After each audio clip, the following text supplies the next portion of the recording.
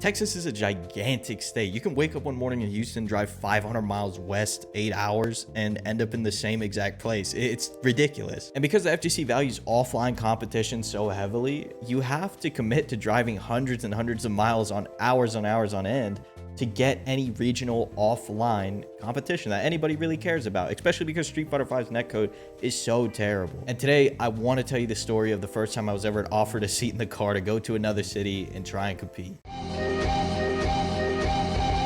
It's early 2020. I don't know much about the game at this point. I've been playing for a few months, and I'm slowly starting to figure it out. I was going to every single tournament I could all around the city. And even though I was nowhere near winning, I was probably a gold player at this point, people started to recognize me, and people started to realize that I was showing up again and again and again. And I started to make some friends. One of those friends being Mr. Maggear. And one day I get a DM from him. He says, "We're going to San Antonio. Do you want to come with us?" Us being Mr. Maggear, Danny Boy, and Narukami 2D. I don't know these guys very well yet, but for some reason I say yes. I don't even question my skill level, by the way. Like, gold player, spending all this time to go to a tournament outside of the city, well, you know, what can I really gain from this? But at the very least, I'd be getting out of the house and it'd be a new experience for me. So then I get an address to meet up at, drive all the way across the city, meet up with Joel, 2D, Raul, everybody, and we head out. And I quickly realized this is not a normal road trip. This is a mission, because we are driving 4 hours to San Antonio and 4 hours back in the same day. That is a round trip of about 438 miles and 8 hours driven. Hey, sorry, I just got to cut in here real quick. I'm trying to hit 10,000 subs by the end of the year. I don't know if that's a realistic goal to hit, but I'd like to at least try. So if you end up enjoying this video, please consider subscribing, and thank you so much for watching.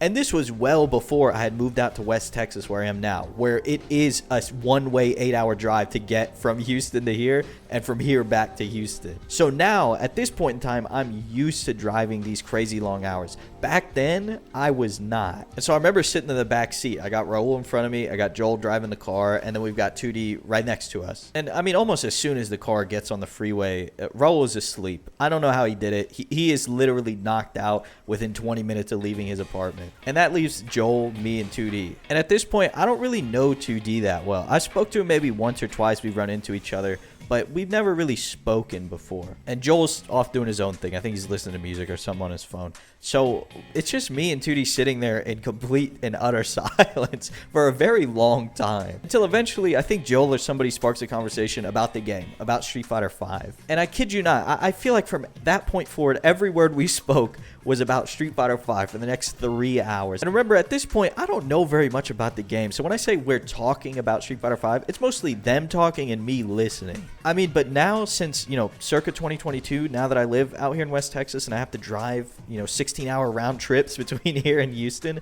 I understand how valuable having 3 other people in the car is. Even if you have no fucking clue what they're talking about, just to have somebody talking in general is so much better than just sitting in silence for 16 hours. It helps to pass the time. So we're making our way along, and of course we've got to stop at Buc-ee's. If you've never been to Buc-ee's, it's like, this is probably the world's largest gas station. You know, it's like a Walmart inside of there. That was also the only time that Danny Boy woke up on the way to San Antonio. So we sit out on the curb, we eat a little snacks, and then we head to the venue. I remember pulling up to the venue, and it was anime cafe in like a strip center. Now, I may be a weeb, but I've never been to an anime cafe or anything like that. That's when we roll through the front door, 4 people deep. Some of Houston is actually already there playing anime games. But I remember stepping through the door and just looking left, and there's just glass cabinets full of anime figurines. And I was like, oh, we are in degenerate territory, and I'm here for it. What I didn't know is that after they gave us a little wristband, they told us to go upstairs, right? There's a little staircase. It wasn't a second floor, but it was kind of an elevated platform, if you will. And we go up there, and there is all kinds of cabinets, right? All kinds of cabs just lining the outside of this area. They've got every game you could ever want to play. You know, they had Rev 2, they had Street Fighter 4, Street Fighter 5, they had Tekken, all kinds of games, rhythm games. And then right down the middle, I guess of this little stage, it was kind of like an enclosed stage that all the cabs were up against the walls, and then all down the middle were the setups for tournament play. And there's not a lot of room to get around, but nobody's complaining because we're just all happy to fucking be there. That's the really cool thing about offline, is everybody's just happy to be there and happy to play some fighting games. Anyways, there wasn't too many Street Fighter V setups. There's probably 4 setups, and I think there was maybe 30, 40 people in the bracket. So people are fighting to warm up. And me at that point, right, 2020, I don't really know anything about the game. Like I said,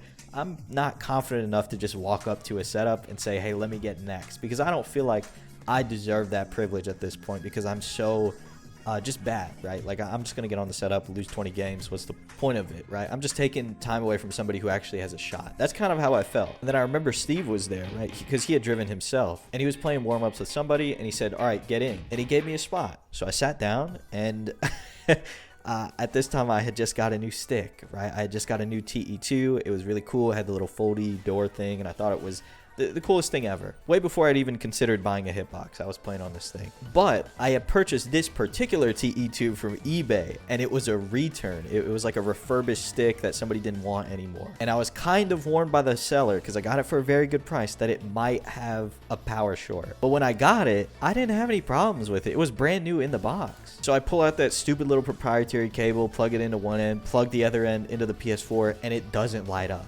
Nothing happens. And the guy next to me is like kind of nervously laughing. And I'm just, dude, I'm slapping this thing. I'm pressing every button possible. I'm doing whatever I can to try and revive this paperweight that I just traveled 4 hours with. In my infinite wisdom, I forgot to flip the switch to PS4. So it was in PS3 mode. That's why it was not kicking on. And so I flipped the switch, lights come on, and away we go. And I just remember we're playing some casuals, me and this fella, and we're having a good time. We're just talking, going back and forth. And the entire time, I'm just getting washed. And I'm not really conscious of it, because I'm just having a good time. And we get to the, the loadout screen, and I'm realizing I have not won a single game sitting here. It hasn't even really been close. Eventually, we, give up the setup, and I go play with Spicy Fetus. I play with a couple other people before the tournament starts, and my confidence is just kind of at an all-time low. And then they start calling matches, the TOs. The TOs out in San Antonio, by the way, are amazing, right? They're great people. They're awesome to hang out with. And they're just really cool guys. They put on for their scene very much, and they care a lot. Anyways, they call my match, and the first one that I play is against a guy named Sugar J. Leonard. He's an Akuma player from San Antonio. I've run into him a few times in ranked, but before this point, I didn't know who he was. I didn't know who he played. So I sit down at the setup. He picks Akuma. I pick Karen, and we get into it. And during the loading screen, I remember closing my eyes and just taking a really deep breath and telling myself, I want to win, Like, I drove 4 hours to get here.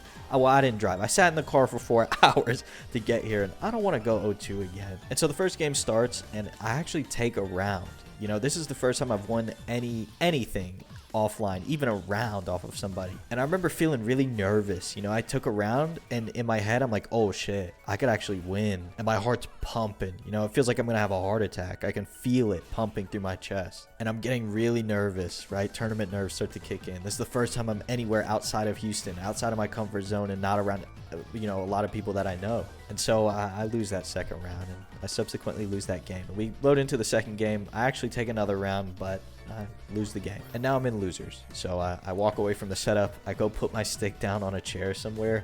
And I remember there was I don't remember who it was. It was somebody at the venue was just drunk off their ass. Just really drunk. And he grabs me by the shoulder and he starts talking about his tournament set. And he says, man, I won my first set. I won my first game or whatever. And he's gone. I to this day don't know who this is. But he was just so happy. Like, just genuinely happy to be there. To be in the presence of people playing fighting games and, like, just having a good time. And that really made me feel better. It just made me feel really good. And so after that, I run into Spicy Fetus and I tell him, hey, I won 2 rounds. I was really proud of that. I was really proud that I won 2 rounds. He said, oh, so you won a game? And I said, oh, no, they weren't in the same game. I won a round in the first game and in the second game. And eventually later in the night, my losers match comes up. I sit down. And it's against a Cody player. And at this time, I don't really know too much frame data. I know the frame data for my character and for like very common matchups that I keep running into, like Ryu and Ken. But Cody was a whole different beast. I didn't even know that Zonk, like normal Zonk, was negative. So I just kept letting him Zonk me over and over and over again. And I never pressed the button. I never challenged because I didn't know it was my turn. And he would also like kind of mess up and do Cody's punch target combo, and I wouldn't punish it because I didn't know. And I remember Steve standing behind me, who is a Cody player, right? Steve is a very very good Cody player standing behind me, and the only thing he said to me after I lost was, we just gotta, we just gotta learn that frame data. But I know inside he must have been cringing that entire set, just watching me not punish anything. And so after that, I was out, but I had the privilege to watch the rest of Houston do their thing. And that was really fun, to have like a group of people from your city that know each other and you can cheer each other on. But eventually, as the bracket whittled down into top 8, it became a lot of Houston versus Houston team kills. And so in the end, first place went to, I think, Frankosaurus, who's from somewhere in the valley, and then second, third, fourth, and I think fifth place were all Houston, because at some point they all had to knock each other out, and then the last person had to fight Frankosaurus, and they lost. So after that, I remember Steve left the venue because it was 10 o'clock by this point, and he, wanted to get back home before 5 a.m. And the rest of us that were in the, the original car went to eat, and I paid for everyone's dinner, which I thought was really cool thing to do. It was the first time I'd had money to be able to do that, because I was working a job at this time.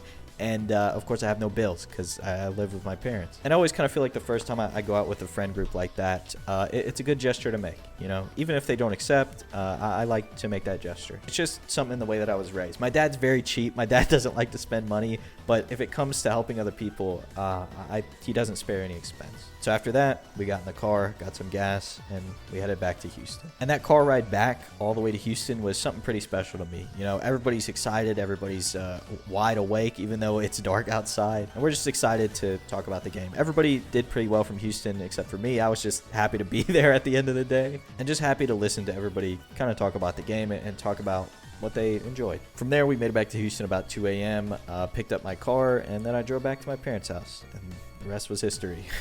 But yeah, this was just kind of a fond memory I wanted to share with you guys today. If you enjoyed this video, leave a like on it, comment, whatever, and consider subscribing.